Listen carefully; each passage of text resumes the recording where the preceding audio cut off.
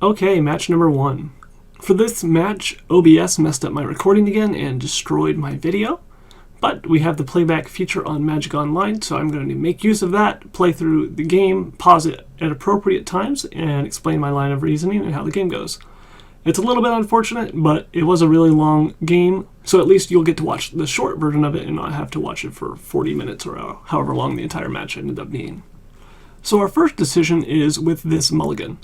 We can go turn 1 Lonely Sandbar, turn 2 Preordain, play the Aqueduct, discard to hand size since we're on the draw.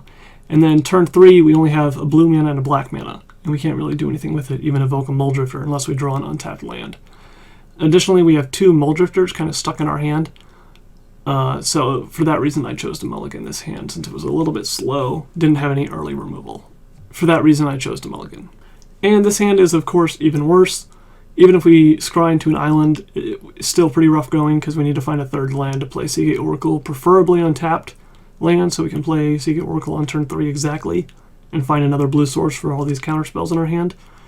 And counterspell is not a good card once you've fallen behind, since it doesn't let you get back ahead. This hand I felt like I pretty much had to keep, because it's better than basically any 4-card hand, although it is land light. We scry Swamp to the top so we can play turn 2 cycle this Unearth. Alright, so we find out our opponent is Tron. They get to play their Prism. We do not draw any lands. We decide to cycle this Unearth on their end step, since we don't have anything to do with it anytime soon and we want to find islands and blue sources. They play a couple of Spheres. We top deck no land. They Stirrings into a Swiftwater Cliff, play a map so we know they're going to have Tron soon, but we still don't draw land. They search up Tron, play a Mulldrifter, go up to 7 cards in hand, and then drop 2 stars. We Doomblade their creature, and don't draw land. Ulamog's Crusher gets removed by Chainer's Edict, so we're not dead yet, but then they Pulse of Marasa on our end step. Play the Ulamog's Crusher again, and also a Mulldrifter. So even a Chainer's Edict off the top would not have saved us there. So we lose game 1, and we decide to sideboard in 2 Hydroblast. Stormbound Geist is too slow against them. Deep Analysis is too slow against them. Relic of Progenitus only really deals with Haunted Fengraf and Pulse of Marasa, which is not enough things to bring in Relic for. Nausea is obviously awful. Dispel hits almost nothing in their deck as well. So we just decided to bring in the Hydroblast against their removal and their Rolling Thunders. Game 2 is where it gets a lot more interesting. So we get to keep a 7-card hand this time, which is obviously very nice.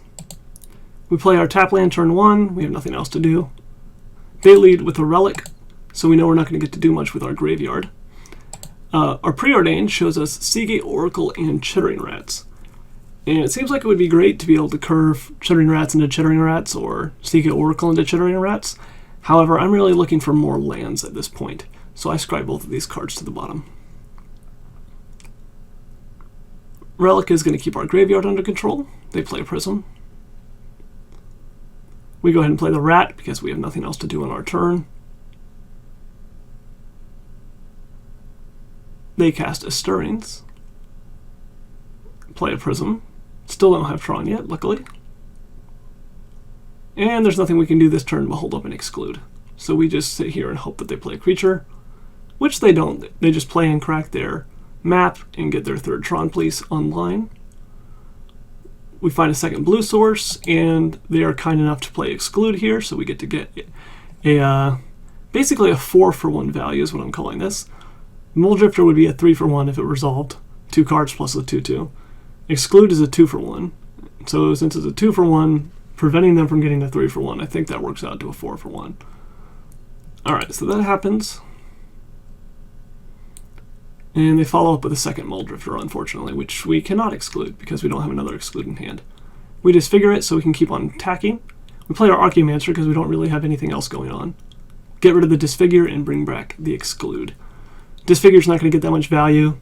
Exclude could be really good even if they know it's coming, so that's what we go for. They go for a huge Rolling Thunder here, which we counter with a single blue mana. so we're able to keep our pressure on of a measly 3 damage a turn. We pick up Dismal Backwater so we can gain a life. It was probably incorrect because we might need 4 blue mana symbols on our next turn, depending if we draw like Mulldrifter plus Preordain plus Counterspell or something. We exclude their Fangor Marauder because we can't afford not to. We just can't beat the 5/5. So even if that was bait for a Mulldrifter, we decided to do that. We draw our own Mulldrifter, attack for 3, and then here comes a really interesting play. So as you can see right here, we have the Ghostly Flicker in hand, we had the 3 mana, and we decide to play Chittering Rats number 2 instead of Ghostly Flicker.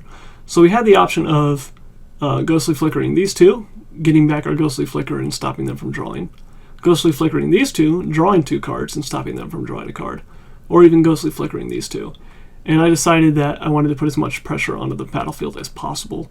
Play the Chittering Rats, put a lot of creatures down, only really lose to Rolling Thunder, and then pass a turn and get the Ghostly Flicker value on my next turn instead. So on their very huge turn here, they play an Ulamog's Crusher.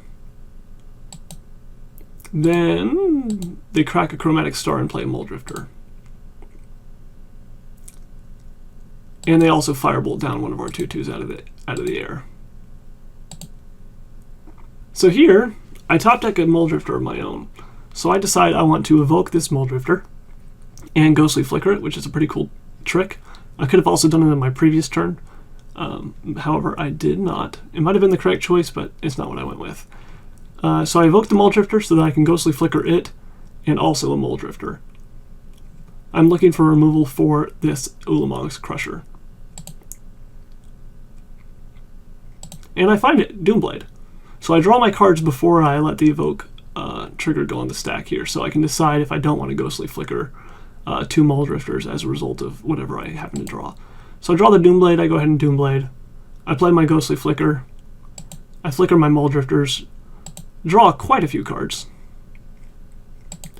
And I also have the option here, since I drew a Deadweight, I could just go Swamp into Mulldrifter, or Swamp into Deadweight and kill the Mulldrifter. But I don't really care about that much, so I end up playing Island and holding up an Hydroblast in case of a Rolling Thunder. They choose not to trade here, they go down to 4. They play a Fangor Marauder, Pulse of Marasa back their Ulamog's Crusher, gaining 6 life and going to 10. And they flashback Firebolt, targeting one of our creatures, because they were a mana shy of being able to cast that Ulamog's Crusher that they pulsed back. So we go ahead and stop this Firebolt to keep up our pressure. We cycle our Lonely Sandbar, draw Doomblade, so we can go Doomblade plus Deadweight to remove both the opposing creatures. Seagate Oracle into a Preordain. We had the option there of having an Unearth, but we don't have anything in the graveyard there. So we decide not to take that. We scribe both to the bottom, draw an island. Play our Dismal Backwater, and we're still losing to a Rolling Thunder, potentially. But we get them down to 2. Play a Haunted Fengraf. On that cycle, they sacrifice their Relic of Progenitus, looking for another card, trying to find a Rolling Thunder or a lot of life gain, and they do not find it. And so we win game 2. It's at this point that I decide that Hydroblast is really good, since they're playing more Firebolts than I anticipated, and also just because they're playing more Rolling Thunders and playing Rolling Thunder more aggressively than I anticipated, so I sideboard in the other 2 to go up to the full 4. Alright, match number 3. This is the hand that I'm dealt. It's a very good hand. Turn 1 Preordain, turn 2 whatever, probably not removal because they won't have a creature yet, into turn 3 Rats. So here I decided it's too early in the game to want this Hydroblast, and also I don't want the Swamp either because I'm looking for a second blue source, so they both go to the bottom. They have a Prism on turn 2.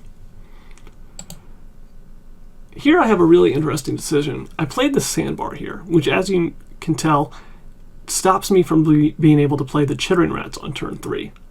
Now this is obviously a bad play in a vacuum. I should want to try to play my Chittering Rats on turn 3 because I don't have a lot of other stuff going on besides removal. However, I was really hoping to draw Counterspell as soon as possible, and I wanted that Counterspell to be available to be cast. If I played Swamp, then I'm basically locked in almost to playing Swamp on the next turn, so I can play Chittering Rats turn 3, And then I'm not playing Lonely Sandbar till turn 4, and I'm not having double blue mana symbols till turn 5.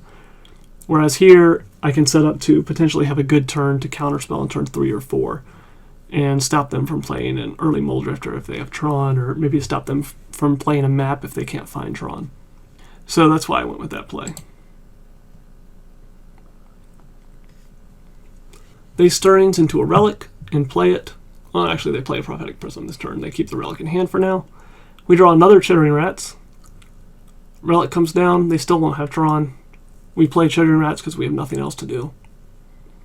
We top deck a Mulldrifter, so we'll be getting there eventually. Luckily, they had a mulligan, I believe, this time, so the Chittering Rats hits them extra hard. They Firebolt down our Chittering Rats so they don't take damage from it. Here we have another cool decision. We play our Dimir Aqueduct, and we decide to tap our Lonely Sandbar, return our Lonely Sandbar, and cycle the Lonely Sandbar with the mana from it. The reason for this is we don't believe that we're going to win the game anytime soon, since they're still on 20 life and we only have one creature on board, one creature in hand. So we decided this game is going to go longer, and we would like to cash in a land for a card and just find as much action as possible, such as Counterspell, since Counterspell is one of the best possible cards we can have against Tron.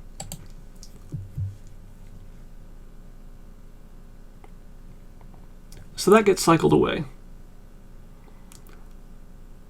Opponent plays Sphere, evokes a Mulldrifter because they just cannot draw anything for the life of them since we keep playing Chittering Rats against them and they want to draw out of it. We cast the Mulldrifter that we have, since we finally have turn 5 mana. Play a Dismal Backwater and pass. We drew very well into Counterspell and Hydroblast. They finally have Tron on turn 7 after playing a map and cracking it, and they follow up with the Seagate Oracle. Here I could attack and then disfigure down the Seagate Oracle so that I can use up my disfigure and save my Doomblade and Chainer's Edict. Here I decide just to Doomblade instead. I have the mana available this turn to Doomblade. Actually, I take that back. I decide to Chainer's Edict instead. I do this because I have the mana available to Chainer's Edict while still holding up in Counterspell and Hydroblast. And because the Disfigure is not going to lose value, I'm still going to be able to do that trick with a future Seagate Oracle or probably remove a Mulldrifter at a later point. So I want to be more mana efficient by playing the more expensive thing when I can afford to play the more expensive thing. So we play the Chainer's Edict. It gets exiled to the Relic, which we couldn't really avoid very easily. They play a Fangren Marauder and a Mulldrifter. We counterspell the Mulldrifter, and we Doomblade the Fangren Marauder, and we keep attacking. We cycle our Baron more to try to find some more action, and we have a handful of removal and a Hydroblast, so we don't have a lot of options. We unfortunately cannot stop this Mulldrifter. Opponent is at 3 cards in hand. Flashes back the Firebolt, which we decide to save our 2/2. Disfigure that out of the way so we can keep attacking, and we draw a really bad card for us right now, another removal spell in Chainer's Edict. Opponent goes Seagate Oracle into crack their Haunted Fengraf, into play the Mulldrifter that they got from the Fengraf. And they also have a Fangren.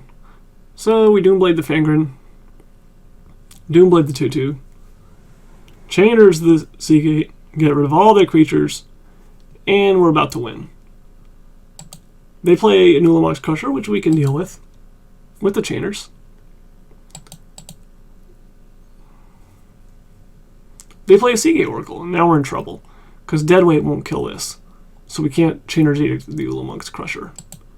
Also, you may have missed it there because the replay goes fast, but they also Pulse of Marasa a Mulldrifter and go up to 8 life, so we're not attacking for the win this turn no matter what we do. We top deck a Preordain. We see a Disfigure and a Ghostly Flicker. We're unfortunately a mana shy of being able to go Ghostly Flicker our 2 creatures, Disfigure and Deadweight Seagate Oracle, and then Chainer's Edict the Ulamog's Crusher, so we decided to keep the Ghostly Flicker only and not the Disfigure.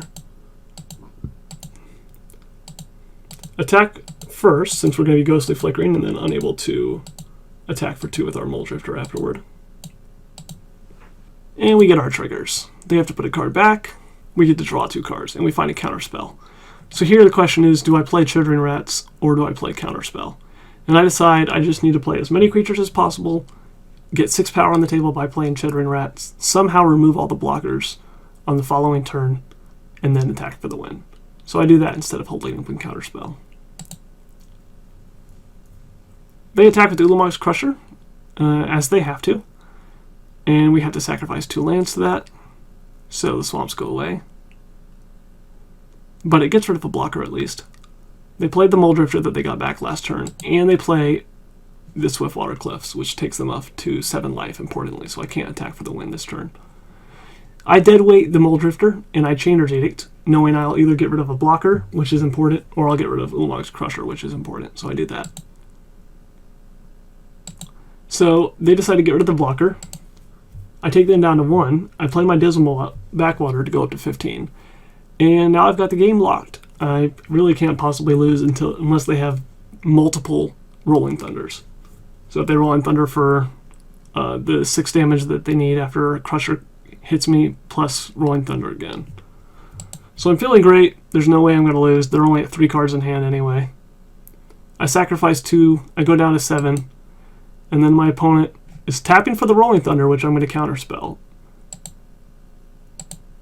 And here it comes.